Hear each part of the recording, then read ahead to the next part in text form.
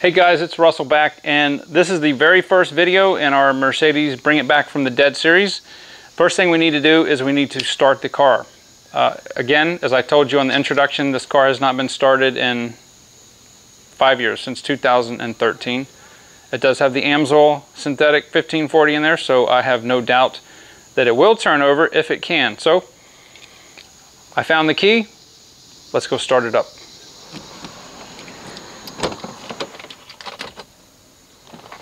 Uh-oh. Do we have a dead battery? After 5 years of sitting? Come on. What kind of junk is in there? Alright, let's go check it out. Alright guys, so I suspect the battery is, well, shall we say, rather discharged. So I'm going to go ahead and lift the hood up. And if you guys don't know, there are these levers on the Mercedes that allow you to lift the hood up for service work. So I'm going to do that. You just bring that down, pop that up. Okay, there we go. There. Now the hood goes almost vertical, so you can have easy access to all of the engine. So here's the battery, and what I'm going to do is I'm going to take my multimeter and I'm turning it to DC volts 20, just like that. I've got my two leads, and to check a battery's voltage, it's very simple. We're going to take the negative to the negative and the positive to the positive.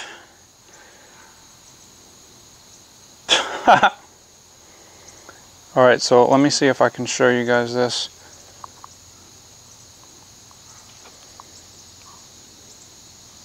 Zero volts. Alright guys, so here's the up close to the to the battery.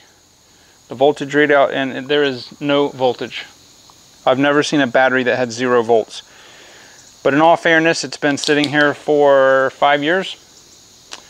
And it's not been started in that long. So what we're going to have to do is we're going to have to go to our friendly AutoZone and grab a brand new battery. The Mercedes batteries are very easy to take out. If you're not working on a Mercedes, whatever car you're working on, whether it's gas or diesel, just be very careful. Disconnect the negative terminal first, then disconnect the positive terminal. I'm going to show you there is a rather large amount of corrosion on the terminals. And what I like to do is just take some baking soda and some vinegar and pour on that. It will bubble the corrosion away. And hopefully I'll be able to get these two nuts loose to disconnect the cables. Then we will pull this old Energizer out, and then we'll see actually how old it is. We'll look at the date code. Alright, so I found the baking soda, and I'm just going to take this and I'm going to dump it on the terminals like that. Don't be afraid to use a lot of this. It's cheap. Then in here I've got white vinegar. And I'm just going to spray this on here. And you'll see it start to bubble up.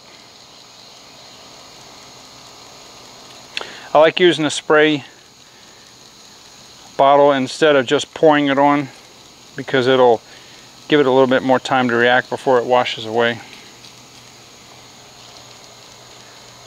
Alright, now I'm going to go ahead and just pour some water and wash this away. It's reacted enough.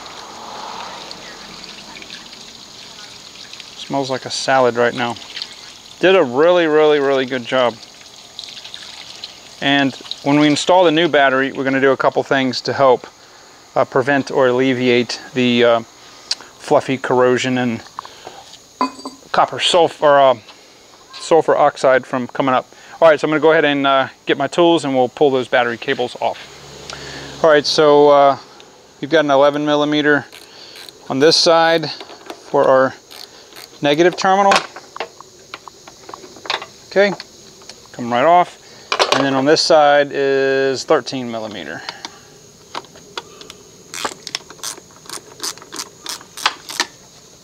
Alright, so both of them are off. On the Mercedes, they take a clamp, but this clamp is not on here, so we should just be able to pull the battery right out.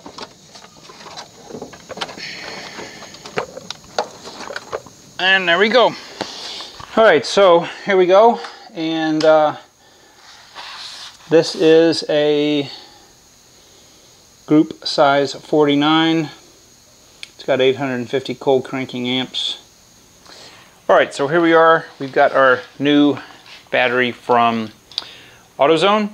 And before I install it, I'm going to check the impedance of the battery. This is much better than checking just voltage, and it's much better than checking this on a load tester. All right, so I'm going to go ahead and turn this on.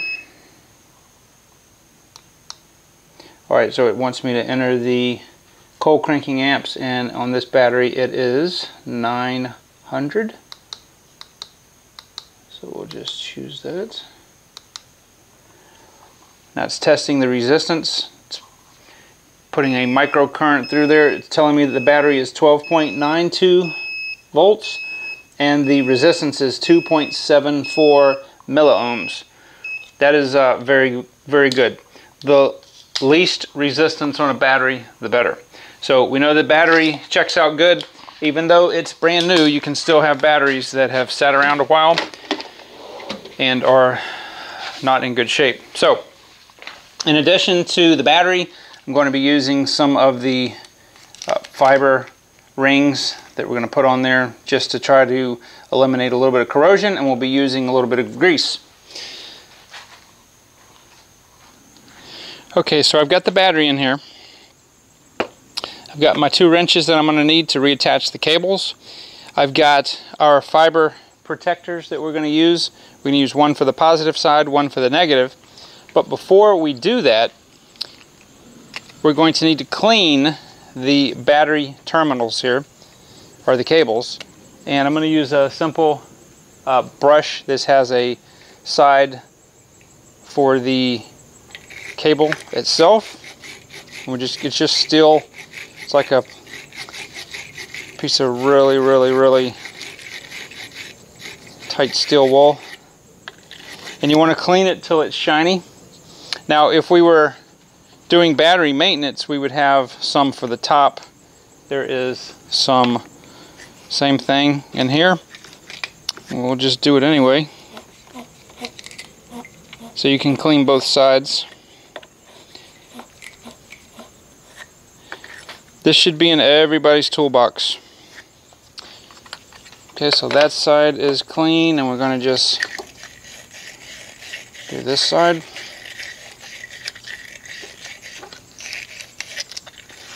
Please don't skip this simple step. You really need to have a very clean, shiny surface to have the best possible electrical contact with the battery. Okay. Next, we're going to take our red fiber disc and place that there. On the positive side, we'll take our green and put it on the negative. Now, if you get these, they usually come with a little pack of dielectric grease.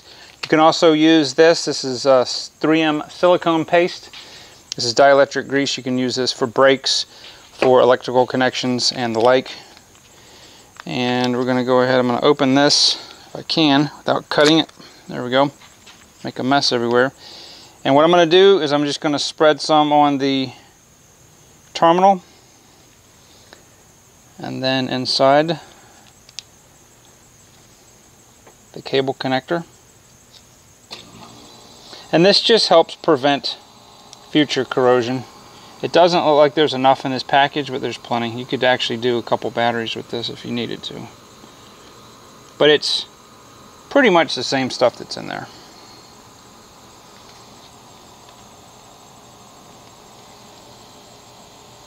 I'm going to put a little bit on the bottom of the clamp itself, just because I'm going to throw this away and I don't want to throw away any of the paste. Okay, you can put it on the top. It does nothing but good. Alright, so the way that you hook a battery up is you always want to hook the negative side up last. So we will go ahead and put this on. And then we'll go ahead and put the negative side on.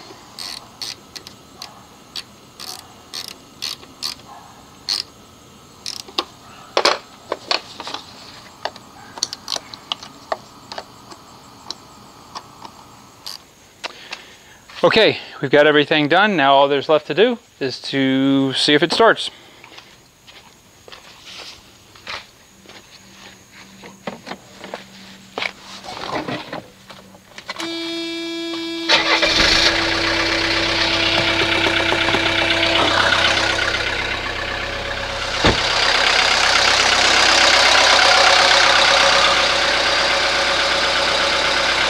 Wow.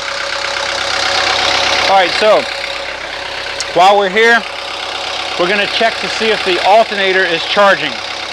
So I'm going to set this again to on my voltage, 20 volts, and remember the voltage on the battery when it was just off the car was, I think, 12.93. So hopefully this will be high 13s or so voltage, excuse me, with it running if the alternator is working. So let's see. It's charging a little high at 15.4 volts. So the voltage regulator inside the alternator may be defective. This is really too high. You don't want it to charge that high. 14 volts, maybe a little over, but we'll have to look into that. But the good news is it runs, and actually runs really nice.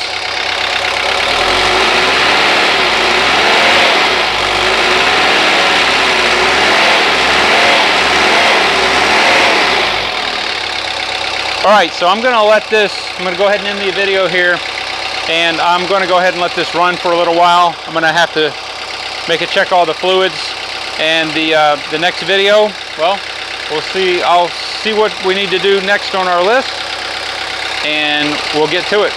But guys, I appreciate you being here with me.